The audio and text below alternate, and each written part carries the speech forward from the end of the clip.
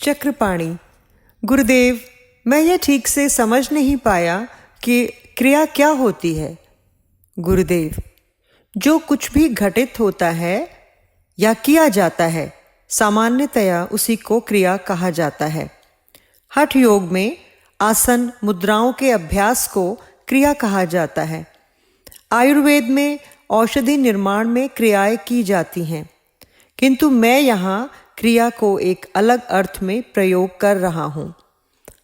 कर्म में जीव का कर्ता भाव होता है, किंतु क्रिया में कर्ता भाव नहीं, दृष्टा भाव या साक्षी भाव होता है।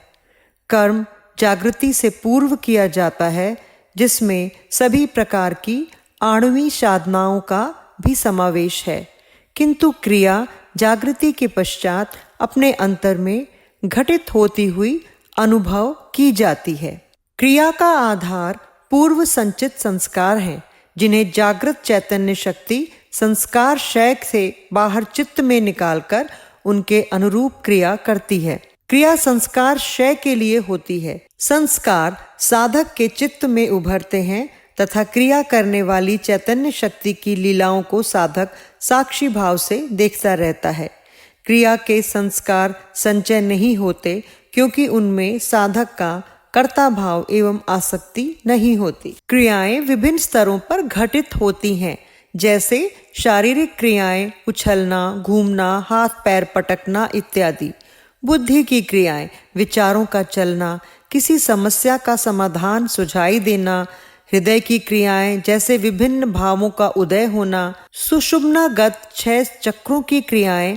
फिर इन सब से भिन्न तत्वों के आधार पर क्रियाएं, अर्थात जैसे तत्वों का विकास हुआ वैसे ही क्रिया में एक दूसरे में विलीन होने की क्रियाएं। किंतु यहाँ तक बहुत कम साधक पहुँच पाते हैं। अधिकांशतः संस्कारों के आधार पर क्रियाओं में ही सीमित रह जाते हैं। फिर चित्त में कौन सा गुण प्रभावी है, इस पर क्रिया के स्वरूप का बहुत कुछ आधार है। यदि सद्गुण प्रभावी होगा तो क्रिया में सौम्यता अधिक होगी, किंतु अत्यंत आनंददायक होगी। यदि रजोगुण प्रभावी होगा तो क्रिया में उग्रता होगी। उग्र क्रियाओं के लिए शारीरिक आधार की आवश्यकता अधिक रहती है। जितना शारीरिक आधार अधिक होगा, उतना क्रिया में उग्रता भी अधिक होगी, उतना आनंद की मात्रा में कमी आती जाएगी। जब चित्त में तमोगुण प्रभावी होगा तो क्रिया में जड़ता, आलस्य, प्रमाद, काम, क्रोध आदि भाव प्रकट होंगे। आनंद एवं उग्रता में एकदम कमी आ जाएगी। जिसके चित्त में सत्वगुण की अधिकता है, उसे न उग्र क्रियाएं होंगी तथा न ही उग्रता की उसे आवश्यकता ही है। ध्यान रहे कि क्रिया साधन का लक्ष्य नहीं, केवल चित्त शुद्धि का माध्यम है। साधक की उन्नति के लिए उसके आवश्यकता अनुसार संस्कारों तथा प्रभावी गुण को देखते हुए ही क्रिया का स्वरूप निश्चित होता है। प्रायः साधक उग्र क्रिया को बहुत अच्छा साधन मानते हैं। यह क्रिया की आवश्यकता तथा महत्व के प्रति नासमझी के कारण है। यदि किसी को उग्र क्रियाएं होती हैं तो उसे इसकी आवश्यकता है, यदि नहीं होती तो उसे ऐसी आवश्यकता ही नहीं है। सबसे मुख्य संस्कारों का शुद्धिकरण है, चित्त भूमि का निर्माण है, विषयों के प्रति अनासक्ति है, जगत के प्रति उपरामता है तथा ईश्वर के प्रति समर्पण है। चक्रपाणी। गुरुदेव, अभी तक पूरी तरह यह बात समझ में नहीं आई कि शक्ति के जाग जाने से क्या होता है। गुरुदेव, मैं बताता हूँ। सबसे पहला अंतर यह आ जाता है कि प्राण शक्ति जगत में इधर उधर व्यर्थ का फैलाव त्याग कर तथा अंतर्मुख होकर आत्मा की ओर ऊपर चढ़ने लगती है, जिसे प्राण का उत्थान कहा जाता है। व्युत्थान दशा में जीव के समक्ष जगत रहता है तो उत्थान में आत्मा। जब तक वृत्ति आत्मा की ओर आगे नहीं बढ़ेगी, आत्म स्थिति को कैसे प्राप्त होगी। दूसरा अंतर यह आ जाता है कि शक्ति की क्रियाएं अपने मन की इच्छा से स्वतंत्र होने तथा अपने आप से अलग होने की अनुभूति शक्ति को अपना मान लेने की भ्रांति को निवृत्त कर देती है। शक्ति को अपना मान लेने की भावना के फलस्वरूप चित्त में जो मिथ्या कर्ता भाव उदय हो गया था, क्रियाओं की स्वतंत्रता को देखते हुए वह शांत होने लगता है। मिथ्या कर्ता भाव के कारण जो संस्कार संचय होता जा रहा था, वह कर्ता भाव के विलीन होने के साथ साथ बंद होता जाता है। जागृति के पश्चात स्वाभाविक क्रियाशीलता से पूर्व संचित संस्कार क्षीण होना आरंभ हो जाते हैं, जो कि मन की निर्मलता के लिए अत्यावश्यक है। चित्त की समावस्था उदय होती जाती है, जो प्रारब्ध कर्मों को शांत चित्त रहकर भोगने के लिए अनिवार्य है। इससे प्रारब्ध क्षय का मार्ग प्रशस्त होता है। नारायणी, जब जगत भी ईश्वर का ही स्वरूप है, तो जगत को छोड़कर आत्मा की ओर उठने की क्या आवश्यकता है? गुरुदेव, जगत ईश्वर का ही स्वरूप है, किसी को ऐसा अनुभव नहीं हो पाता। इसीलिए ईश्वर को अनुभव करने के लिए पहले जगत से अपने आप को समेटकर आत्मा की ओर आगे बढ़ना होता है। उसके पश्चात ही जगत का नाम रूप स्वरूप गौण हो जाता है तथा जगत की ईश्वर स्वरूपता प्रकट होती है। नारायणी, प्राण शक्ति कभी जगत की ओर जाती है, कभी आत्मा की ओर। इससे प्राण शक्ति की परिवर्तनशीलता क्या सिद्ध नहीं होती? गुरुदेव, ऐसा केवल व्यष्टि स्तर पर ही होता है। समष्टि स्तर पर शक्ति न कहीं जाती है न आती है। व्यष्टि स्तर पर भी यह संस्कारों का ही कार्य है। संस्कार संचय हो रहे हैं अर्थात शक्ति जगत की ओर जा रही है। संस्कार क्षीण हो रहे हैं अर्थात शक्ति आत्मा की ओर बढ़ रही है। समष्टि के अंदर ही व्यष्टि स्तर पर शक्ति का गमन प्रत्यागमन होता रहता है। चक्रपाणी, गुरुदेव स्वाभाविक क्रियाशीलता को थोड़ा समझा कर कहें। गुरुदेव, मनुष्य के संस्कारों तथा वासना के अनुरूप ही उसका स्वभाव बनता है। उसके प्रत्येक कर्म, चेष्टा, भाव तथा विचार पर उसके स्वभाव का प्रभाव होता है। किंतु आश्चर्य इस बात का है कि जीव प्राय स्वयं ही अपने स्वभाव को नहीं जान पाता।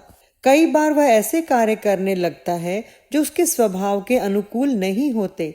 तब वह कार्य उसके लिए बोझ स्वरूप हो जाता है तथा अधिक समय तक वह कार्य कर पाना उसके लिए कठिन हो जाता है। मनुष्य को यह भी ज्ञात नहीं होता कि भविष्य में प्रकट होने वाला उसका स्वभाव क्या है, क्योंकि संस्कारों के बदलने के साथ स्वभाव का स्वरूप भी बदलता रहता है। एक ही स्वभाव कभी उदार हो जाता है तो कभी प्रसुप्तावस्था में चला जाता है। परिणामतः आज जो कार्य मनुष्य के स्वभाव के अनुकूल होता है, कल वही कार्य स्वभाव के बदल जाने से प्रतिकूल हो जाता है। यही बात साधना क्षेत्र में भी लागू होती है। पहले तो स्वभावानुकूल साधना चुनना ही एक समस्या है। फिर ऐसी साधना पद्धति मिल भी जाए तो स्वभाव बदल जाने पर वह भार स्वरूप लगने लगती है। चित्त की स्थिति सदैव तो एक समान रहती नहीं। इसीलिए साधक कभी कोई मंत्र तो कभी कोई दूसरा मंत्र, कभी भगवान का कोई स्वरूप तो कभी कोई, इस तरह कभी वेदांत विचार करने लगता है तो कभी आसन प्राणायाम में समय लगाने लगता है, तो कभी सुर ताल में उलझकर कीर्तन करने लगता है, माला फेरता है। एक दिन मन लग जाता है, दूसरे दिन उकताने लगता है।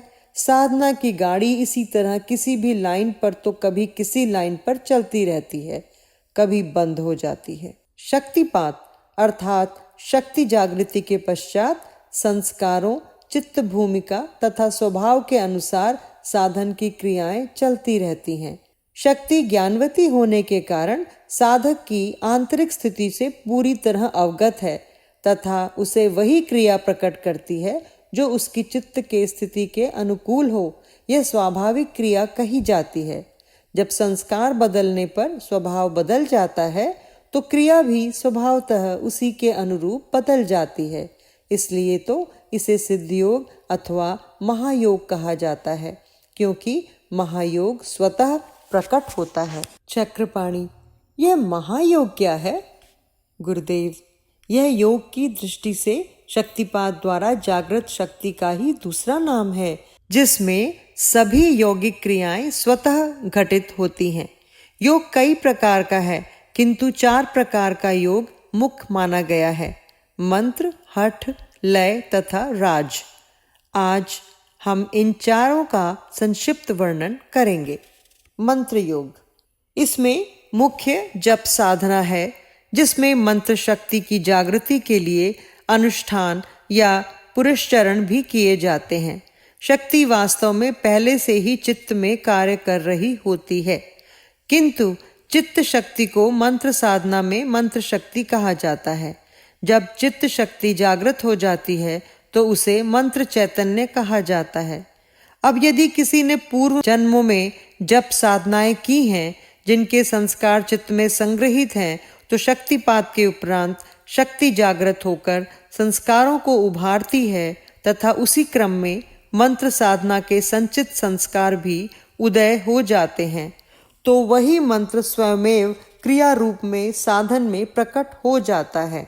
अर्थात तब मंत्र साधना का अभ्यास किए बिना ही मंत्र जप की क्रियाएं प्रकट होने लगती हैं।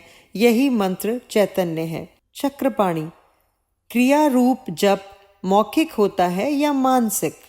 गुरुदेव, मौखिक अथवा मानसिक किसी भी प्रकार हो सकता है। साधक अपने आप अनायास ही कोई जप करने लगता है। कई बार साधक को अपने अंतर में जप होते हुए भी सुनाई दे सकता है, जिसे अजपा जप कहा जाता है। किंतु क्रिया रूप सभी जप अजपा जप ही है, क्योंकि सभी जप किए बिना ही होते हैं। चक्रपाणी, तो जागृति के पश्चात अपनी ओर से जप करने की कोई आवश्यकता नहीं है? गुरुदेव, ऐसा तो मैंने नहीं कहा। सप्रयत्न तथा अभिमान युक्त जप भी किया जा सकता है, किंतु बीच में ही क्रिया होने लग जाए तो सब प्रयास किया जाने वाला जप नहीं चल पाता।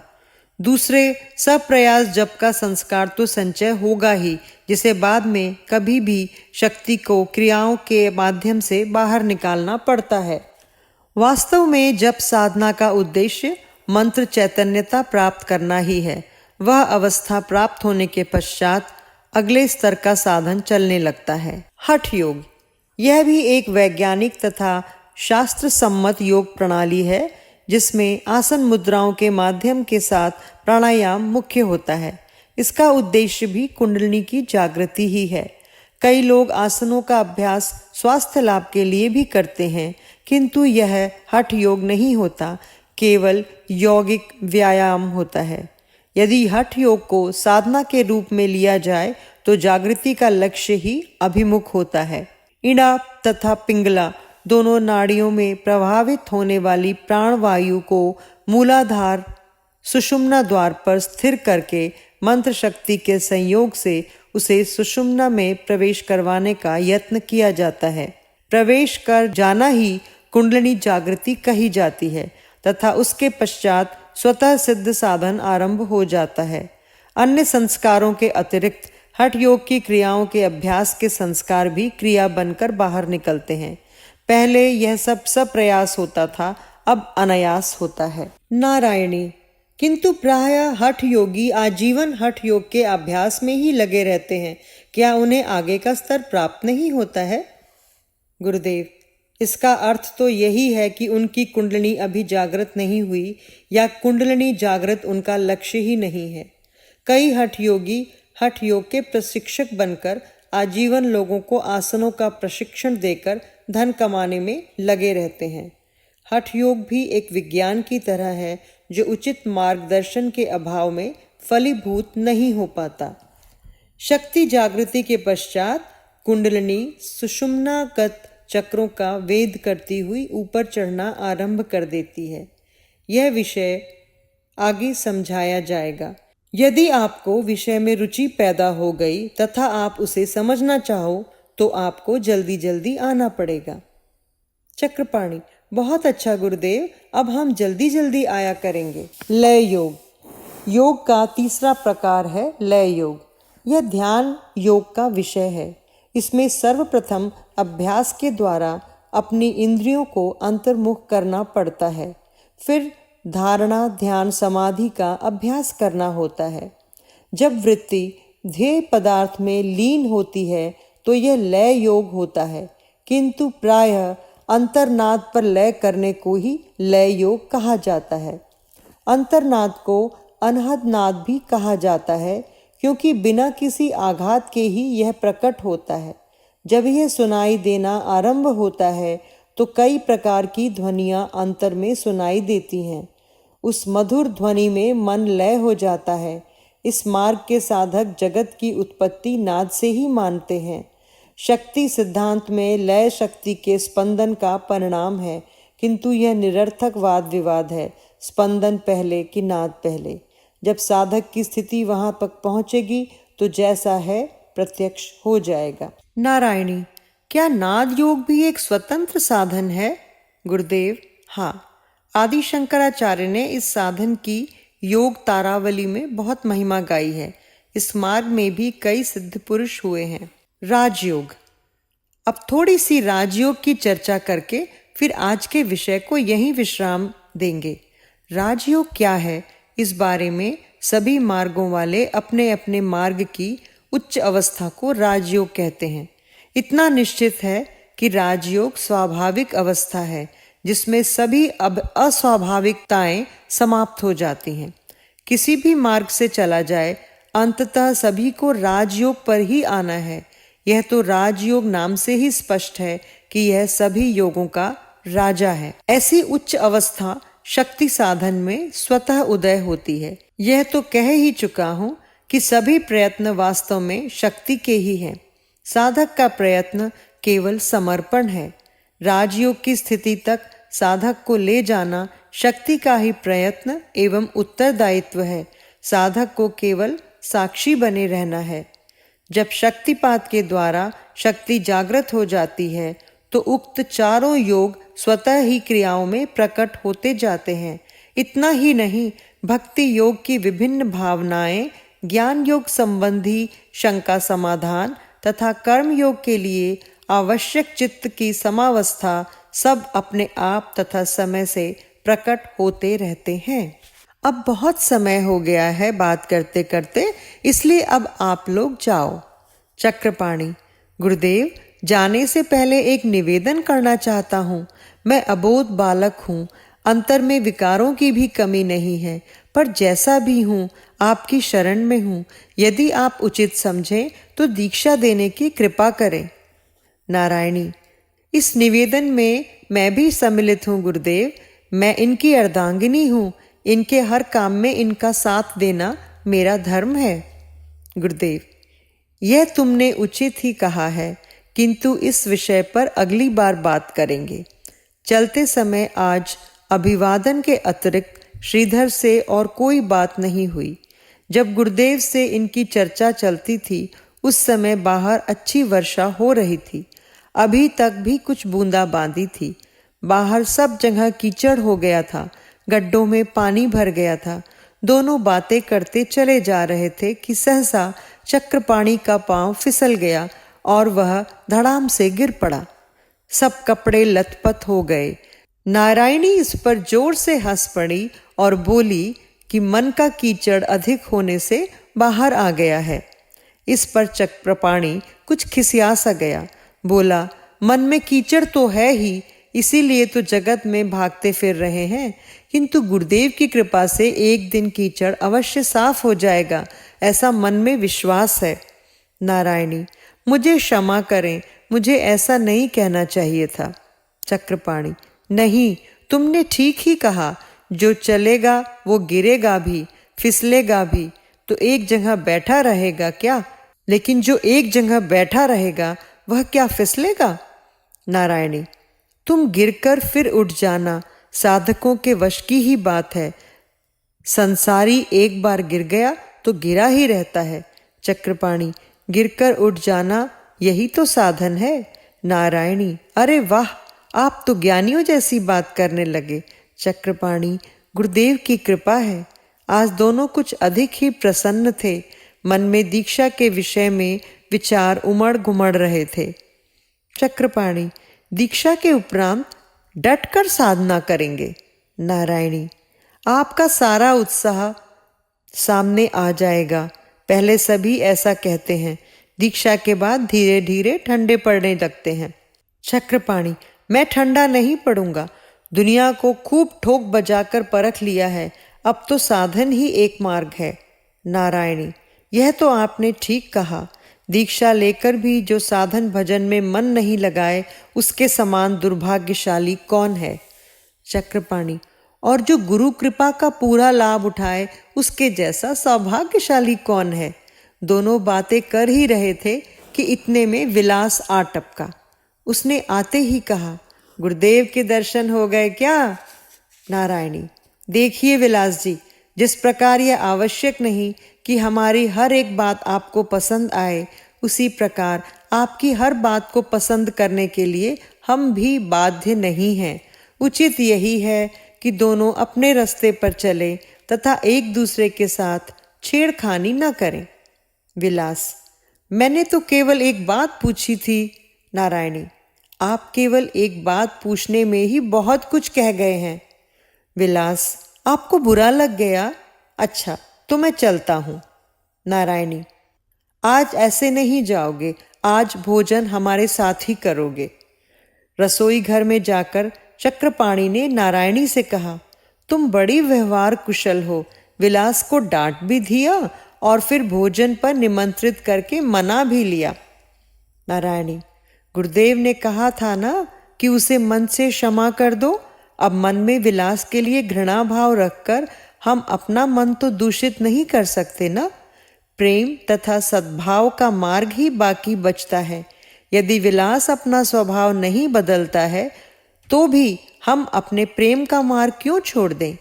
प्रेम मार्ग के लिए सहनशीलता तथा उदारता आवश्यक है। चक्रपाणी, आध्यात्मिकता का मार्ग वास्तव में अत्यंत सूक्ष्म है। कितना सजग होकर चलना पड़ता है। जगत में रहते हुए भी जगत से दूर रहना बहुत कठिन है। नारायणी, यही तो कठिनाई है, किंतु ऐसा करना अनिवार्य भी है। जगत से अप्रभावित रहकर जगत में रहने के अतिरिक्त जगत को छोड़ने का दूसरा मार्ग भी तो नहीं है। यदि कोई बात हो गई तो आप उसको पकड़कर बैठ गए तो आपने जगत को पकड़ लिया, फिर जगत से छुटकारा कभी प्राप्त हो ही नहीं सकता।